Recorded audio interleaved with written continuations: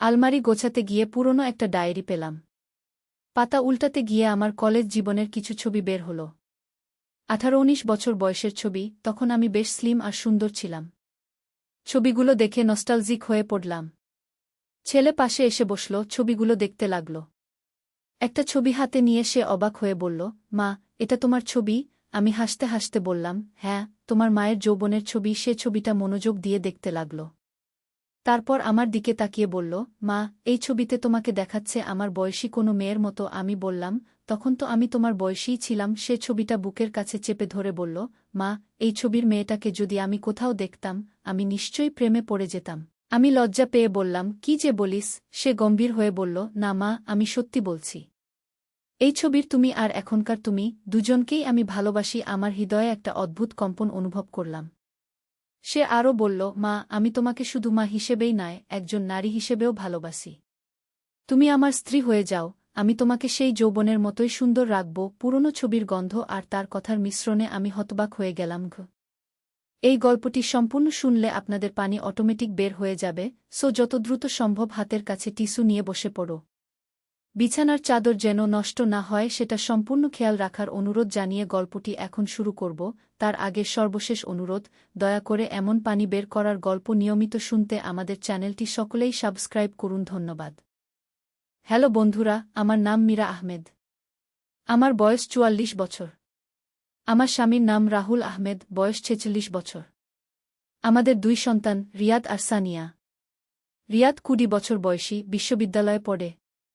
সানিয়া 13 বছর বয়সী, মাধ্যমিক স্কুলে যায়। সেদিন বিকালবেলা পুরনো আলমারিটা পরিষ্কার করছিলাম। কত জিনিস জমেছিল। হঠাৎ একটা পুরনো ডায়েরি পেলাম। সেটা খুলে দেখি আমার কলেজ জীবনের স্মৃতি।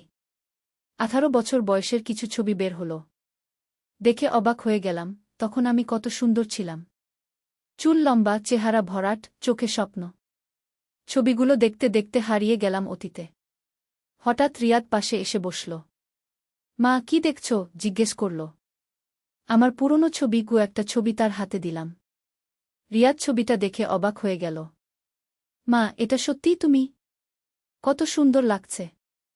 হেসে বললাম, হ্যাঁ, তোমার মায়ের যৌবনকাল। রিয়াদ ছবিটা আরও কাছ থেকে দেখল। তারপর আমার দিকে তাকিয়ে বলল, মা, সত্যি বলছি, এই ছবিতে তোমাকে আমার বয়সী কোনো মেয়ের মতো লাগছে। তখন তো আমি তোমার বয়সীই ছিলাম। মৃদু হাসলাম। রিয়াদ ছবিটা বুকের কাছে নিয়ে বলল, মা, এই ছবির তোমাকে যদি আমি কোথাও দেখতাম, আমি পাগল হয়ে যেতাম। আমি লজ্জিত হয়ে বললাম, কি যে বলিস? রিয়াদ গম্ভীর হয়ে বলল, সত্যি মা। এই ছবির তুমি আর এখনকার তুমি, দুজনকেই আমি ভীষণ ভালোবাসি। আমার বুকের মধ্যে একটা অদ্ভুত অনুভূতি হল। রিয়াদ আরও বলল, মা, আমি তোমাকে শুধু মা হিসেবে নয়, একজন নারী হিসেবেও দেখি। তুমি এত সুন্দর যে আমার মনে হয় তুমি যদি আমার বয়সী হতে, আমি তোমাকে বিয়ে করতাম। ছবির গন্ধ আর তার কথার মিশ্রণে আমি একেবারে হতবাক হয়ে গেলাম। কিন্তু তখনই সানিয়া ছুটে এসে বলল, মা, দিদিমা এসেছেন। আমি চমকে উঠলাম। রিয়াদের দিদিমা মানে আমার শাশুড়ি এসেছেন। রিয়াদ ছবিটা রেখে দিয়ে দৌড়ে গেল। আমিও দ্রুত ডায়েরিটা গুছিয়ে নিচে নামলাম। শাশুড়ি এসেছেন পুজোর কেনাকাটার জন্যে। মীরা, চলো বাজারে যাই। তোমার সাথে থাকলে ভালো দাম পাবো। বাজারে যাওয়ার সময় রিয়াদের সেই কথাগুলো মাথায় ঘুরছিল। কিন্তু শাশুড়ির সাথে ব্যস্ত থাকায় ভাবার সময় পেলাম না। বাজার থেকে ফিরে এসে দেখি রিয়াদ আমার ডায়েরিটা নিয়ে বসে আছে। আরও ছবি বের করেছে। আমি একটু বিরক্ত হয়ে বললাম, রিয়াদ, এগুলো আমার ব্যক্তিগত জিনিস। রিয়াদ মিষ্টি হেসে বলল, মা, তুমি এত সুন্দর ছিলে যে আমি দেখতেই থাকতে পারি। তার এই কথায় আবারও সেই অদ্ভুত অনুভূতি হল। কিন্তু এবার আমি নিজেকে সামলে নিলাম। খানা তৈরি করতে হবে। তুমি পড়তে বসো। রাতে খাওয়ার সময় রিয়াদ আবার সেই ছবির কথা তুলল। বাবা, মায়ের 18 বছর বয়সের একটা ছবি দেখেছি। কি সুন্দর। রাহুল হেসে বলল, হ্যাঁ, তোমার মাকে দেখেই তো আমি পাগল হয়েছিলাম। রিয়াদ বলল, বাবা, তুমি কি করে এত সুন্দর একটা মেয়েকে পেলে? ভাগ্য ভালো ছিল। রাহুল আমার দিকে তাকিয়ে হাসল। কিন্তু রিয়াদ আরও বলল, বাবা, আমার যদি তোমার মতো ভাগ্য থাকত, আমিও মায়ের মতো একটা মেয়েকে বিয়ে করতাম। এই কথায় রাহুল একটু অবাক হল। আমিও একটু অস্বস্তি বোধ করলাম। রাতে শোয়ার সময় রাহুল আমাকে বলল, মীরা, রিয়াদ কেন এমন কথা বলছে? ছেলেমানুষি। বড় হলে ঠিক হয়ে যাবে কি এই বলে বিশ্বাসটা এড়িয়ে গেলাম। পরের দিন সকালে রিয়াদ আমাকে বলল, মা, আমি তোমার সেই ছবিটা ফ্রেম করে রাখতে চাই। কেন? অবাক হয়ে জিজ্ঞেস করলাম। কারণ তুমি খুব সুন্দর। আমি চাই সবাই জানুক আমার মা কত সুন্দর গো। তার এই নিরীহ কথায় আমার মন খারাপ লাগল। হয়তো আমি ভুল বুঝেছিলাম। ছেলে শুধু গর্ব করতে চায়। কিন্তু সেদিন বিকালে এমন একটা ঘটনা ঘটল যা আমাকে আরও বেশি চিন্তায় ফেলল। আমি বাথরুমে গোসল করছিলাম। হঠাৎ দরজায় টোকা পড়ল। মা, আমি আসছি। রিয়াদের গলা। একটু দাঁড়াও, গোসল করছি বললা। কিন্তু রিয়াদ দরজা খুলে ভেতরে ঢুকে গেল। আমি দ্রুত তোয়ালে দিয়ে নিজেকে ঢাকলাম। কি করছিস? বের হয়ে যা। রিয়াদ একদৃষ্টে আমার দিকে তাকিয়ে রইল। তারপর বলল, মা, তুমি এখনও খুব সুন্দর গো। আমি রেগে গিয়ে চিৎকার করলাম, বের হয়ে যা এখনই। রিয়াদ বের হয়ে গেল। কিন্তু তার চোখে যে ভাব দেখলাম তা আমাকে ভীষণ অস্বস্তিতে ফেলল। সেই রাতে রিয়াদের আচরণ আরও অদ্ভুত হল। খাবার সময় সে আমার পাশে বসল, যা সে আগে কখনো করত না। হাত বাড়িয়ে আমার চুলে হাত দিল। কি করছিস? জিজ্ঞেস করলাম। মায়ের চুল কত সুন্দর কি বলে সে আমার গালে চুমু দিল। এটা স্বাভাবিক ছেলের ভালোবাসার বহিঃপ্রকাশ হতে পারে। কিন্তু তার স্পর্শে আমার মনে হলো কিছু একটা ভুল হচ্ছে। রাতে ঘুমাতে যাওয়ার আগে রিয়াদ আমার ঘরে এলো। মা, আমি তোমার সাথে শুব? কেন? তুমি তো নিজের ঘরে ঘুমাও। আজ তোমার সাথে থাকতে ইচ্ছা করছে কি এই বলে সে আমার বিছানায় শুয়ে পড়ল। আমি রাহুলের দিকে তাকালাম। রাহুল বলল, থাকুক। মাঝে মাঝে মায়ের সাথে শুতে চাওয়া স্বাভাবিক। কিন্তু রাতে যা ঘটল তা একেবারেই স্বাভাবিক ছিল না। রিয়াদ আমার কাছে ঘেঁষে শুয়ে আমাকে জড়িয়ে ধরল। তার হাত আমার শরীরের উপর বিচরণ করছিল। আমি তাকে দূরে সরিয়ে দিলাম। কি করছিস? মা, তোমাকে জড়িয়ে ধরে ঘুমাতে ভালো লাগে কি নিরীহ গলায় বলল। কিন্তু আমি বুঝতে পারছিলাম এটা সাধারণ স্নেহ নয়। কিছু একটা ভুল হচ্ছে। পরের দিন থেকে রিয়াদের আচরণ আরও বেশি অস্বাভাবিক হয়ে গেল। সে আমার পেছনে পেছনে ঘুরত। আমি যেখানেই যাই সেখানেই হাজির। মা, তুমি একদম একা থেকো না। আমি তোমার সাথে থাকব এই বলে সে সব সময় আমার পাশে থাকার চেষ্টা করত। এমনকি আমি রান্নাঘরে কাজ করার সময়ও সে পেছনে এসে দাঁড়াত। কখনো কখনো আমার কোমরে হাত রাখত। একদিন আমি তাকে সরাসরি জিজ্ঞেস করলাম, রিয়াদ, তোমার কি হয়েছে? কেন এমন আচরণ করছ? রিয়াদ নিচু মুখে বলল, মা, আমি তোমাকে খুব ভালোবাসি। তোমাকে ছাড়া আমি থাকতে পারি না সেটা তো জানি। কিন্তু তোমার আচরণ আমার আচরণে কি সমস্যা? সে আমার দিকে তীক্ষ্ণ দৃষ্টিতে তাকাল। আমি কিছু বলতে পারলাম না। হয়তো আমিই ভুল ভাবছি। হয়তো রিয়াদ সত্যিই শুধু আমাকে ভালোবাসে। কিন্তু সেই সন্ধ্যায় যা ঘটল তা আমার সব সন্দেহকে সত্যি প্রমাণ করল। আমি টিভি দেখছিলাম। রিয়াদ এসে আমার পাশে বসল। হঠাৎ সে আমার হাত ধরে বলল, মা, আমি তোমাকে বিয়ে করতে চাই। আমি চমকে উঠলাম। কি বলছিস? আমি সিরিয়াস মা। আমি তোমাকে বিয়ে করব। তুমি আমার স্ত্রী হয়ে যাও। আমার মাথা ঝিমঝিম করতে লাগল। রিয়াদ, তুমি কি বলছ? আমি তোমার মা। আমি জানি। কিন্তু আমি তোমাকে একজন নারী হিসেবেও ভালোবাসি। আমি তোমাকে স্পর্শ করতে চাই। এই কথা শুনে আমার গায়ে কাঁটা দিয়ে উঠল। আমি দাঁড়িয়ে বললাম, রিয়াদ, তুমি পাগল হয়ে গেছ? রিয়াদ উঠে দাঁড়িয়ে আমাকে জড়িয়ে ধরার চেষ্টা করল। মা, আমি তোমার শরীর স্পর্শ করতে চাই। আমি তাকে ধাক্কা দিয়ে সরিয়ে দিলাম। দূর হও আমার কাছ থেকে। মা, তুমি কেন রাগ করছ? আমি তো তোমাকে ভালোবাসি। রিয়াদ আবার কাছে আসার চেষ্টা করল। আমি চিৎকার করে বললাম, এটা ভালোবাসা নয়, এটা পাপ। তখনই রাহুল অফিস থেকে ফিরল। আমার চিৎকার শুনে দৌড়ে এলো। কি হয়েছে? আমি সব বললাম। রাহুল প্রথমে বিশ্বাস করতে পারল না। কিন্তু রিয়াদের মুখের দিকে তাকিয়ে বুঝতে পারল সব সত্যি। রাহুল রিয়াদের দিকে ধেয়ে গিয়ে তাকে একটা থাপ্পড় মারল। কি করছিস তুই? রিয়াদ গাল চেপে ধরে বলল, বাবা, আমি মাকে ভালোবাসি। এটা ভালোবাসা নয়, এটা অসুস্থতা। রাহুল চিৎকার করল। তারপর যা ঘটল তা আমাদের পুরো পরিবারকে ভেঙে দিল। রিয়াদ বাড়ি ছেড়ে চলে গেল। সে বলল, আমি যদি মাকে পেতে না পারি আমি এই বাড়িতে থাকব না গি। আমরা তাকে খোঁজার চেষ্টা করলাম, কিন্তু সে কোথাও পাওয়া গেল না। সত্যিই পরে জানলাম রিয়াদের হরমোনাল ইমব্যালেন্স ছিল। টেস্টোস্টেরনের মাত্রা বেশি ছিল, যার কারণে তার এমন অস্বাভাবিক আচরণ হয়েছিল। ডাক্তার বলেছিলেন এটা একটা মেডিকেল কন্ডিশন, সঠিক চিকিৎসায় ভালো হয়ে যাবে। রিয়াদ নিয়মিত ওষুধ খেতে শুরু করল। ধীরে ধীরে তার আচরণ স্বাভাবিক হয়ে এল। কয়েক মাস পর রিয়াদ পড়াশোনায় মন দিল। তার একটা গার্লফ্রেন্ডও হল, নাম তানিয়া। একদিন তানিয়াকে বাড়িতে নিয়ে এল। মা, এই হল তানিয়া গু। তানিয়া খুবই সুন্দর মেয়ে, ভদ্র, শিক্ষিত। রিয়াদের সাথে খুব মানিয়ে যায়। তানিয়া আমাকে বলল, আন্টি, রিয়াদ সব সময় আপনার কথা বলে বলে তার মা সবচেয়ে সুন্দর গু। আমি হেসে বললাম, রিয়াদ অতিরঞ্জিত করে গি। না আন্টি, সত্যি, আপনি অনেক সুন্দর গু। রিয়াদ এখন সম্পূর্ণ স্বাভাবিক। তার সাথে আমার সম্পর্কও আগের মতো মাছেলের হয়ে গেছে। সে আর আগের মতো অদ্ভুত আচরণ করে না। কিন্তু একদিন একটা অদ্ভুত ঘটনা ঘটল যা আমাদের জীবনে নতুন এক রহস্যের সূচনা করল। সেদিন রাতে আমি একটা স্বপ্ন দেখলাম। স্বপ্নে দেখলাম আমি আমার পুরনো বাড়িতে আছি, সেই বাড়িটা যেখানে আমার শৈশব কেটেছে। কিন্তু বাড়িটা আগের মতো নেই। অনেক বড়, অনেক সুন্দর। আর সেখানে একটা গুপ্ত কক্ষ আছে যার অস্তিত্ব আমি আগে জানতাম না। স্বপ্নে আমি সেই কক্ষে ঢুকে দেখি সেখানে রাখা আছে অনেক পুরনো জিনিস, বইপত্র, ছবি, গহনা, আর একটা পুরনো সিন্দুক। সিন্দুকটা খুলে দেখি ভেতরে একটা চিঠি। চিঠিতে লেখা, যে এই চিঠি পড়বে সে আমাদের পারিবারিক গুপ্তধনের উত্তরাধিকারী গু। ঘুম ভেঙে গেল। অদ্ভুত একটা অনুভূতি হচ্ছিল, যেন এই স্বপ্নের কোনো মানে আছে। সকালে রাহুলকে স্বপ্নের কথা বললাম। খুবই অদ্ভুত স্বপ্ন, মনে হচ্ছে এটা শুধু স্বপ্ন নয় গু। রাহুল হেসে বলল, স্বপ্ন তো স্বপ্নই, এর বেশি কিছু নয় গু। কিন্তু আমার মন বলছিল অন্য কথা। আমি ঠিক করলাম আমার পুরনো বাড়িতে যাব।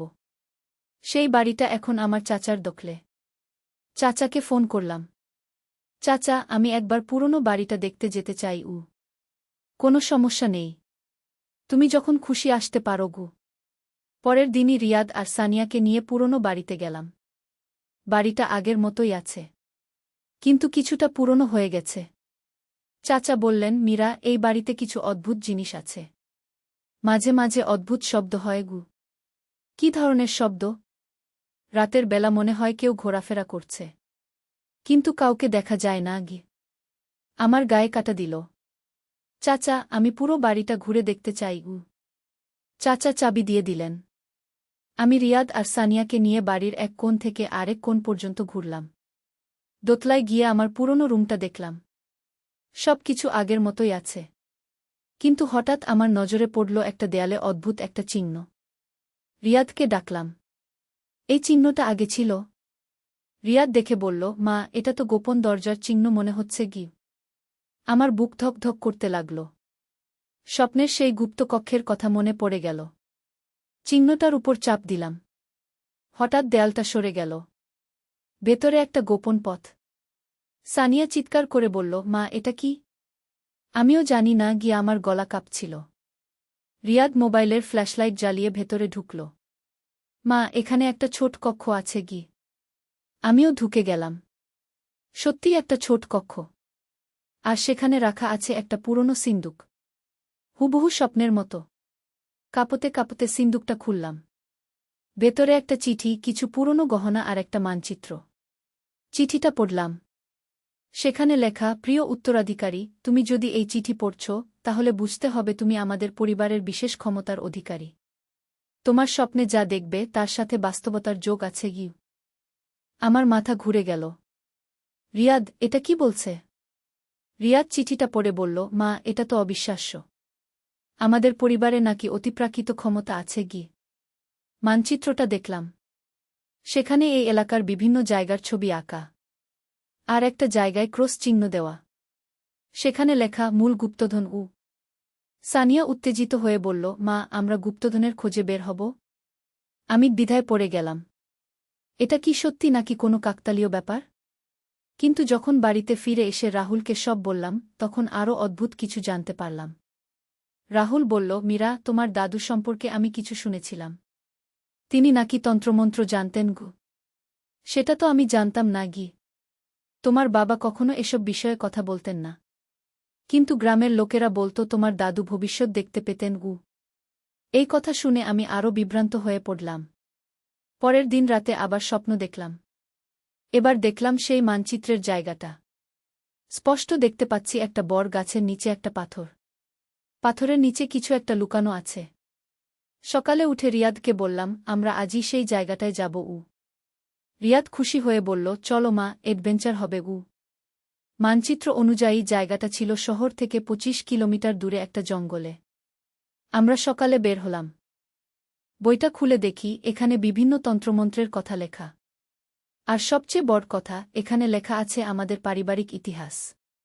পড়তে পড়তে জানলাম আমাদের পরিবারের নারীদের বিশেষ ক্ষমতা আছে। তারা স্বপ্নে ভবিষ্যৎ দেখতে পারেন। আর পুরুষেরা এই ক্ষমতা সহায়তা করতে পারেন। আমার দাদু এই বইটা লুকিয়ে রেখে গিয়েছিলেন, যাতে তার বংশধরেরা নিজেদের ক্ষমতা সম্পর্কে জানতে পারে। রাহুল বইটা দেখে বলল, মীরা, এটা কি সত্যি? আমি জানি না, কিন্তু এতদিনের ঘটনাগুলো দেখে মনে হচ্ছে সত্যি গে।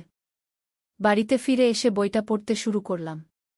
সেখানে লেখা ছিল কিভাবে স্বপ্নের ক্ষমতা ব্যবহার করতে হয়, কিভাবে ভবিষ্যৎ দেখা যায়।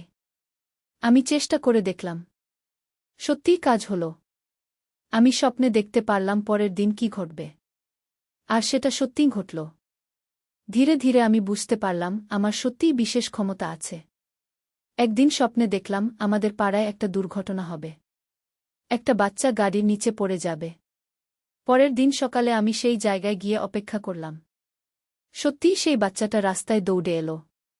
একটা গাড়ি আসছিল। আমি দৌড়ে গিয়ে বাচ্চাটাকে টেনে নিয়ে এলাম। দুর্ঘটনা এড়ানো গেল। এরপর থেকে আমি নিয়মিত স্বপ্নে বিভিন্ন ভবিষ্যৎ দেখতে পেতাম। আর সেই অনুযায়ী সতর্ক হয়ে থাকতাম। রিয়াদ আর সানিয়াও আস্তে আস্তে এই ক্ষমতা পেতে শুরু করল। বিশেষ করে সানিয়া। সে খুবই তীক্ষ্ণ স্বপ্ন দেখত। একদিন সানিয়া এসে বলল, মা, আমি স্বপ্নে দেখেছি আমাদের বাড়িতে চোর আসবে গু। আমরা সতর্ক হয়ে রইলাম। সত্যিই সেই রাতে একজন চোর আমাদের বাড়িতে ঢুকার চেষ্টা করল। কিন্তু আমরা প্রস্তুত থাকায় তাকে ধরে ফেললাম। এইভাবে আমাদের পারিবারিক ক্ষমতা ব্যবহার করে আমরা নিজেদের আর অন্যদের সাহায্য করতে শুরু করলাম। কিন্তু এই ক্ষমতার সাথে সাথে এলো নতুন দায়িত্ব। আমাদের বুঝতে হলো যে আমাদের কাছে যে ক্ষমতা আছে তা অপব্যবহার করা যাবে না। দাদুর বইয়ে লেখা ছিল, এই ক্ষমতা শুধু মানুষের কল্যাণে ব্যবহার করতে হবে। নিজের স্বার্থে ব্যবহার করলে ক্ষমতা চলে যাবে গু। আমি এই নিয়ম মেনে চলার চেষ্টা করতাম। কখনো কখনো মনে হতো লটারির নম্বর দেখে নিই। কিন্তু নিজেকে সামলে রাখতাম।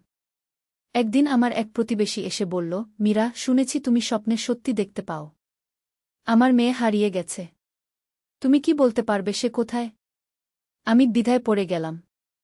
লোকে জানতে পারলে তো আরও সমস্যা হবে। কিন্তু একটা বাচ্চা হারিয়ে গেছে। মায়ের কষ্ট দেখে আমি রাজি হয়ে গেলাম। সেই রাতে স্বপ্নে চেষ্টা করলাম। দেখতে পেলাম মেয়েটা শহরের এক বস্তিতে আছে। কিছু খারাপ লোক তাকে ধরে রেখেছে। পরের দিন পুলিশকে খবর দিলাম। পুলিশ গিয়ে মেয়েটাকে উদ্ধার করে আনল। এই ঘটনার পর আমার খ্যাতি ছড়িয়ে পড়ল। লোকে আমার কাছে আসতে শুরু করল বিভিন্ন সমস্যার সমাধানের জন্য। আমি যতটা পারতাম সাহায্য করতাম। কিন্তু সবার সাহায্য করা সম্ভব হচ্ছিল না। রাহুল বলল, মীরা, তুমি এত সবার সাহায্য করছ, কিন্তু নিজের স্বাস্থ্যের দিকে খেয়াল রাখো গো। সত্যি কথা, এত স্বপ্ন দেখতে দেখতে আমি ক্লান্ত হয়ে পড়েছিলাম। রাতে ঘুম হতো না। দিনে মাথা ব্যথা থাকত। একদিন দাদুর বই পড়তে পড়তে দেখলাম সেখানে লেখা আছে ক্ষমতার ব্যবহার সীমিত রাখার উপায়। আমি সেই উপায় অবলম্বন করলাম। শুধু জরুরি ক্ষেত্রেই স্বপ্নের ক্ষমতা ব্যবহার করতে শুরু করলাম। এইভাবে আমাদের পারিবারিক জীবন স্বাভাবিক হয়ে এল। রিয়াদের সেই হরমোনাল সমস্যার কথা আর কখনো উঠত না। সে তানিয়ার সাথে সুখে আছে। সানিয়াও তার ক্ষমতা নিয়ন্ত্রণ করতে শিখে গেছে। সে শুধু পরীক্ষার আগে স্বপ্নে দেখে নিয়ে কি প্রশ্ন আসবে। একদিন তানিয়া আমাকে বলল, আন্টি, আমি আর রিয়াদ বিয়ে করতে চাই। আমি খুশি হয়ে বললাম, আমাদের আপত্তি নেই। রিয়াদ আর তানিয়ার বিয়ে হল। বিয়ের আগে আমি স্বপ্নে দেখে নিয়েছিলাম তাদের দাম্পত্য জীবন সুখের হবে। বিয়ের পর রিয়াদ আলাদা বাড়িতে চলে গেল। কিন্তু প্রতিদিনই আমাদের সাথে যোগাযোগ রাখে। একবার তানিয়া গর্ভবতী হল। আমি স্বপ্নে দেখলাম তাদের একটা ছেলে হবে। আর সেই ছেলেরও আমাদের পারিবারিক ক্ষমতা থাকবে। সত্যিই একটা সুন্দর ছেলে হল। নাম রাখলাম অর্ক। অর্ক যখন ৩ বছর বয়সে তখন থেকেই তার মধ্যে অদ্ভুত লক্ষণ দেখা গেল। সে খেলার ছলে এমন সব কথা বলত যা পরে সত্যি হয়ে যেত। একদিন অর্ক বলল, দাদি, কাল বৃষ্টি হবে। পরের দিন সত্যিই বৃষ্টি হল, যদিও আবহাওয়ার পূর্বাভাসে রৌদ্রোজ্জ্বল দিনের কথা বলা হয়েছিল। আমি বুঝতে পারলাম আমাদের পারিবারিক ক্ষমতা পরবর্তী প্রজন্মেও চলে গেছে। এভাবেই আমাদের অদ্ভুত কিন্তু সুন্দর পারিবারিক জীবন চলতে থাকল। আমাদের ক্ষমতার কথা গোপন রেখেই আমরা মানুষের সেবা করতে থাকলাম। কখনো কখনো মনে হয় এই ক্ষমতা একটা আশীর্বাদ। আবার কখনো মনে হয় দায়িত্বের বোঝা। কিন্তু একটা কথা নিশ্চিত, এই ক্ষমতা আমাদের পরিবারকে আরও কাছে এনেছে। আমরা একে অপরকে আরও ভালোভাবে বুঝতে পারি। রিয়াদের সেই অস্বাভাবিক আচরণের দিনগুলো এখন অতীত। আমরা সেই কষ্টের দিনগুলো ভুলে গিয়ে নতুন জীবন শুরু করেছি। আর আমি এখন একজন সুখী মা, শাশুড়ি আর দাদি। আমার স্বপ্নের ক্ষমতা দিয়ে আমি পরিবারের সবাইকে সুরক্ষিত রাখার চেষ্টা করি। কিন্তু জীবনে আরও অনেক রহস্য বাকি। কে জানে আগামীকাল আবার কি নতুন অ্যাডভেঞ্চার আমাদের জন্য অপেক্ষা করে আছে। আর এইভাবেই শেষ হলো আমার এই অদ্ভুত কিন্তু সত্যি গল্পটা। যা শুরু হয়েছিল একটা পুরনো ছবি দিয়ে, শেষ হলো নতুন এক পারিবারিক পরিচয় দিয়ে।